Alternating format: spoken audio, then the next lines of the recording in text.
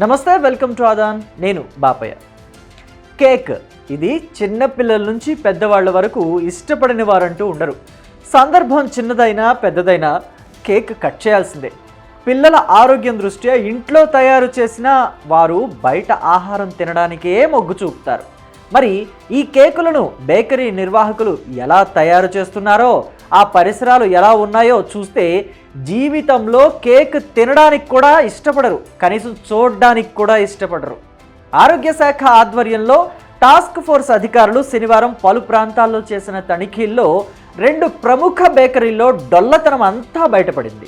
Plum కేకుల తయారీలో రమ్ము వినియోగిస్తున్నట్లు అధికారులు గుర్తించారు. అంతేకాకుండా అపరిశుభ్ర వాతావరణంలో ఆహారం తయారీ గురించి ఫుడ్ సేఫ్టీ అధికారులు బేకరీ యాజమాన్యానికి నోటీసులు జారీ చేసి కేసు నమోదు చేశారు. సికింద్రాబాద్ ఆల్వాల్ పరిధిలోని పలు బేకరీలో ఫుడ్ సేఫ్టీ అధికారులు ఆకస్మికంగా తనిఖీలు చేపట్టగా విస్తుపోయే నిజాలు వెలుగులోకి వచ్చాయి. సికింద్రాబాద్లోని కార్ఖానాలో ఉన్న వ్యాక్స్ పేస్ట్రీస్ బేకరీలో ఎక్సైజ్ శాఖ నుంచి అనుమతి లేకుండా ప్లమ్ కేకులను తయారు చేయడానికి రమ్ము వినియోగిస్తున్నట్లు అధికారులు గుర్తించారు. దీంతో వెంటనే ఫుడ్ సేఫ్టీ అధికారులు బేకరీ యాజమాన్యానికి నోటీసులు జారీ చేశారు. కేక్ తయారీలో వినియోగించే పాత్రలు, వంటగది అపరిశుభ్రంగా ఉన్నట్లుగా కూడా గుర్తించారు. Food safety standards authority of India license నిబంధనలు ఉల్లంఘించినట్టు తెలిపారు.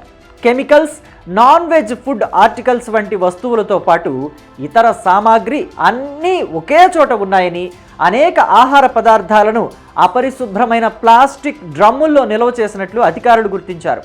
ఆల్వాల్ ప్రాంతంలోని మరో బేకరీ షాప్లో తనిఖీలు నిర్వహించిన అధికారులు నిబంధనలు అతిక్రమించినట్టుగా గుర్తించారు.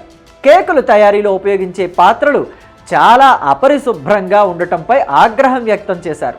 కేకును తయారు చేసే కిచెన్లో ఎలుకలు, బొద్దింకలు కూడా ఉన్నట్టు వాళ్ళు బయటపెట్టారు. అయితే బేకరీలో బిస్కెట్లు, కేకులు, ఇతర ఆహార పదార్థాల తయారీ ప్యాకింగులపై గడువు తేదీ లేబుల్స్ లేవని, ఎయిర్ కండిషన్ స్టోరేజ్లో ఆహార పదార్థాలు కలుషితమవుతున్నట్లుగా ఫుడ్ సేఫ్టీ అధికారులు తెలిపారు. కాలం చెల్లిన ముడి పదార్థాలనే బేకరీ ఐటమ్స్ తయారీకి వాడుతున్న బేకరీ యాజమాన్యంపై అధికారులు ఆగ్రహం వ్యక్తం చేశారు.